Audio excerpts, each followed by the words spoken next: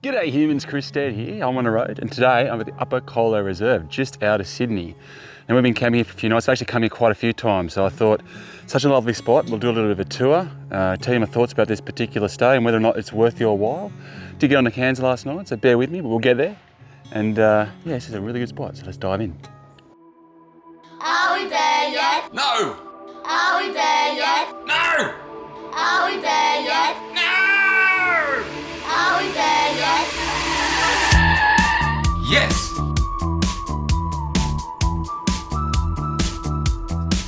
Dad, I'm hungry. So the Upper Colo Reserve is just out of Sydney, not far, maybe 90 minutes or so, 2 hours, depending on where you are in Sydney, so pretty damn close. And it's a really, really lovely spot. It's gone through a real hard time lately. It didn't go well through the fires and it definitely didn't go well through the floods, and it's been closed for a couple of years now. I mean, we did come back here a few times before then, and then we've just returned and have spent the weekend here. And yeah, I'm going to take you on a bit of a tour, give you my thoughts and show you what's on offer here if you decide you want to stay at Upper Colo Reserve. I highly recommend it. It's a great spot. Anyway, let's drive in. Right, so here we are at the entrance. It's pretty quiet here almost all the time, I've got to say, but worth pointing out that you can have dogs, but they are supposed to be on leads, but no motorbikes, no generators, no chainsaws. So if that's you, don't turn up, because the best thing about this place is that if you get it when it's nice and respectful. Now we've been here the last couple of nights on just a normal everyday weekend. It's not a long weekend or anything like that, just a normal weekend. Just drove up out of Sydney. It took us about less than 2 hours to get here. And everyone's been really great and we've had a really good time. It's been really lovely. The last time I came here, it was the direct opposite of that. There was some people having some absolute rages and were off their heads and doing donuts and all kinds of silly bits and pieces like that, which doesn't really fit in with you know, the kind of family-friendly vibe there is here. But I guess that's just what it's like in most places, I guess. But so you can get unlucky, I guess. But we got really lucky this weekend, and it's been fantastic. And as you'll see, there's so much space here that you can pretty much just get a little isolated pocket for you and your mates. And you know, so you know, someone's really got to be going off for it to be, you know, for you not just to be hide away from the sound a little bit. Now, it costs $10 per person per night here, so super affordable, super close. It's just on the Colo River. I'll go down and I'll show you the river, on the Upper Colo River. So it's not the type of river that it's not even really that deep, let alone, you know, fishing. I don't think you're gonna have too much luck here. You could get on floaties and stuff, maybe. I don't even think you could really kayak here, because as soon as there's any serious water, like there's rain, I'll show you in a sec, there's decent water, the most amount of water I've ever seen here at the moment. And it's moving so fast you couldn't kayak against it anyway. Probably even a little too dangerous for the kids. But most of the time it's really shallow and just lulling about, and summer it's really lovely. So here's your entrance. So you come in here, there's a bit of like day parking on the outside here. And then there's some sort of school group or something down here.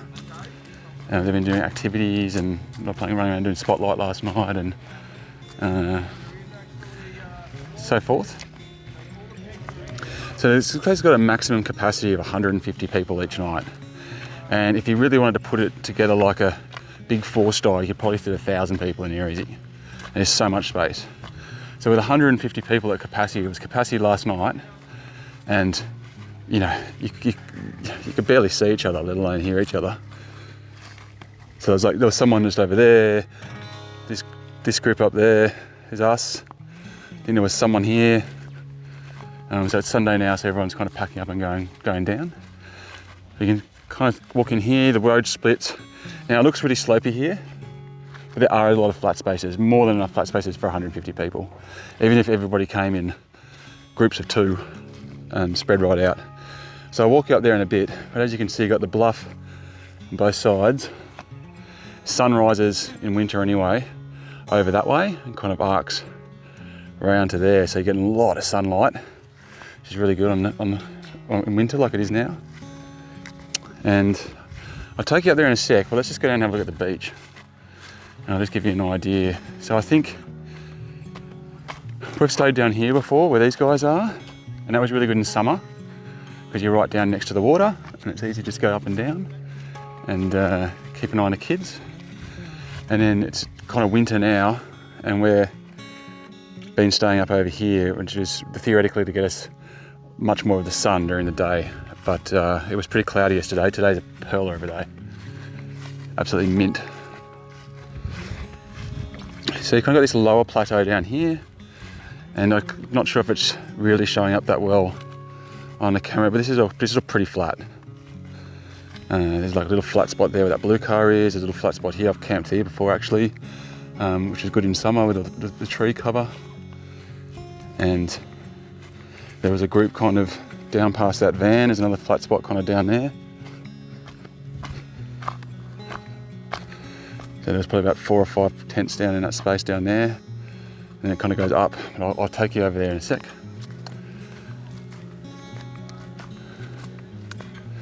So the location's the big win here. Like, it really isn't far. It's probably like less than half an hour, maybe 25 minutes, 20 minutes from Windsor. So if you know Sydney, like Windsor's kind of in Sydney and it's just a bit further out than that. The kids were down here building bike jumps before, riding their bikes through here, doing little trail runs. So you can have, it was interesting because they said on the website fire pits were required, which it was never the case in all the previous times we came here. And then we got here and there was fire pit, like rock fire pits everywhere. So I don't know if that's something that they've just introduced but haven't enforced yet, or what. But yeah, you could probably. It looks like you can still just have traditional fires just with your little, out of rocks. But you might want to throw a fire pit in with you just in case. That is something that they are going to start enforcing. There's not too much wood. It's one of the kids' bikes. I better go tell them I left it down here. There's not too much wood on the property. I mean, you can drive up and down the roads here, and it's pretty cleaned out because the fires came through here. And I'm going to show you something. Look at all this, right? See all this stuff here? It's all through the trees. And I noticed it on the way in as well. And you might see it's kind of like a little musty tinge on all the plants here. That's because during the floods, this is all underwater. And when you see, that's the water level right down there. There must have been some water coming through here. I mean, like, just shows you how gnarly it got here during that period in, what was it, 2002 into 2003, just how bad it got. And it washed out all the bridges and everything, which is why no one's been able to stay here for a while. So we come down here and you can see, other than this unfortunate tarp which has got caught in the water here, which is a bit of an eyesore, but other than that, look at that, it's just beautiful. Beautiful little spot. The kids can, you can come down here for hours, play beach cricket. Kids could build little forts. They were digging in the dirt here all day yesterday, building little things in the bank. And then the water is pretty chilly, it's all fresh. And I went in for a swim this morning and it was like, yeah, it's definitely in the single digits. I'll walk you down here because it's just so gorgeous. And but as you can probably see there, I don't know if you can see, but there's a fair bit of current moving. So it's like, knee to waist deep adult that is, almost all the way to the other side. And then there's a deep channel. And we've been here for previous years and had rope swings and jumped off the rocks and stuff into these deep channels here. We've also been here years where it's just waist deep in the deepest part and there's no water here at all, it's all just sand. So this is the most water I've seen come down it. And obviously it was way up there, halfway up that tree during the floods, which is epic. So you've got working farms and everything around here. So what noise you basically get is actually coming from the working farms that are over there. There's a road through there, the car goes down every once in a while. You could just float down here to the bridge and get picked up. It'd be a pretty fun activity.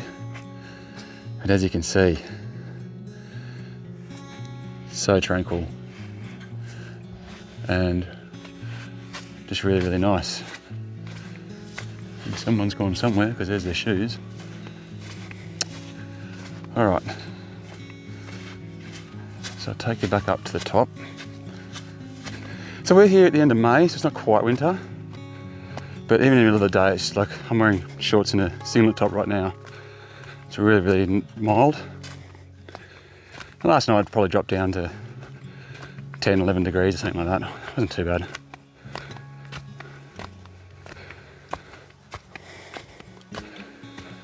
All right.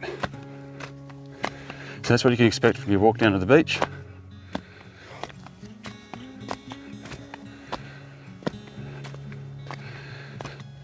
Yeah. So even though more than half the people have left already since last night, it still didn't feel much busier than this. So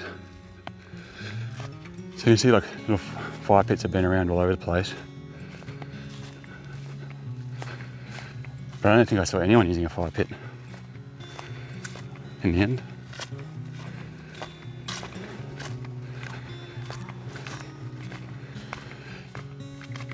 So they do have a little, I guess, picnic spot up here, and some, public barbecues you can use. There is a big tub here of drinking water, which it said, I didn't think there was drinking water here, but there is now anyway. And over here, a little toilet block with a couple of cold showers, a couple of cubicles. That's what you can expect over there. Now reception-wise, Optus you got nothing. Telstra you got enough to kind of send texts, do a little light browsing. Wouldn't want to stream a movie or anything. But on Telstra, yes. Optus, no. I can't vouch for anyone else. So just the one little barbecue here for anyone who gets caught in a jam. Also a place obviously to hang if you've got really bad weather while you're here.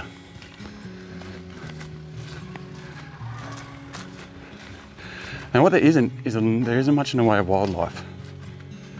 And I don't know if that's because of the fires and the floods and the fallout. Maybe the population's just coming back. Like on the drive in we saw kangaroos.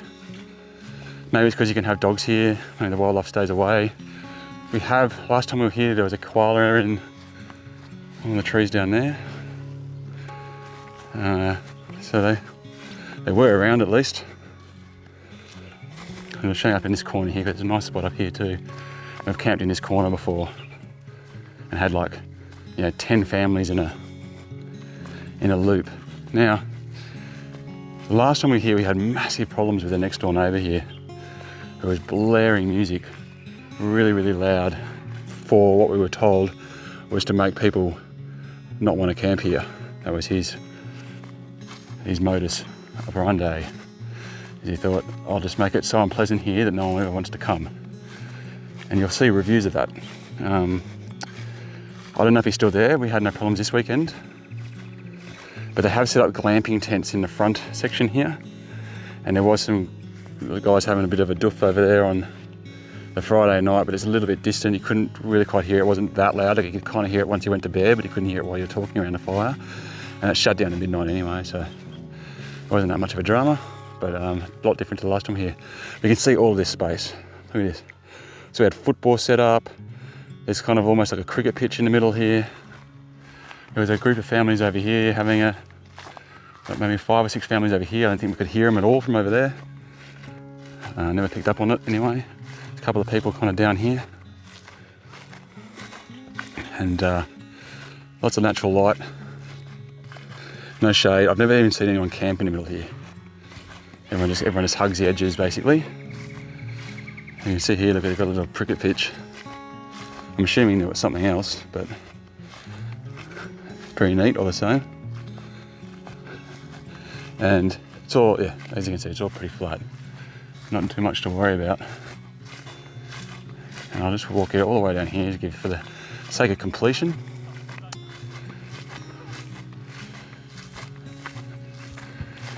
Last time we were here, the kids built all their bike jumps down through this little gully here. You might be able to see through there some of the glamping tents. But there's no access between the two. It's just a completely separate property, which is worth noting if you have friends that come down and decide they're going to stay in the glamping tents while you're over here roughing it. You're you won't be able to easily come through.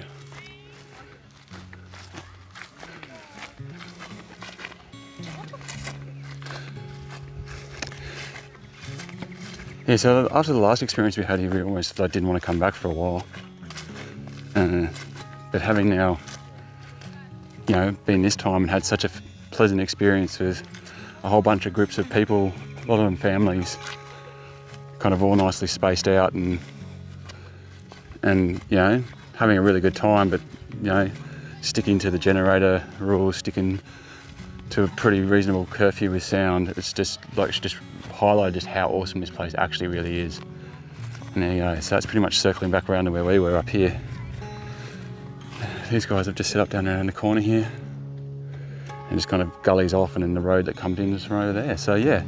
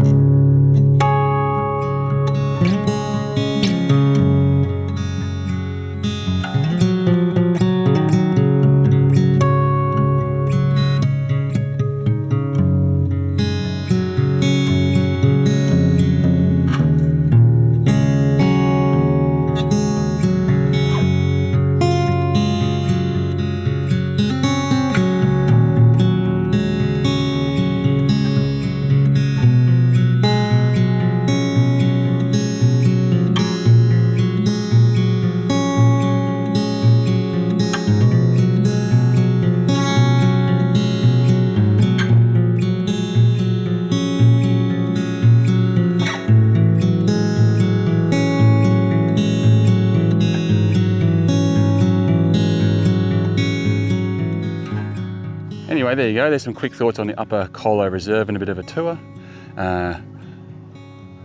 It's a really, really nice spot, very, very close to Sydney. And sitting here right now, and it's just a nice cool breeze and the blue sky and the sun and the campfires roaring over there, and it just really does feel like we're well away from the city. And I don't want to go home. I want to stay here. Anyway, those are my thoughts. Thank you very much for watching. I'm Chris Stead. Make sure you check out my other videos. Until next time, back on the road. Ew.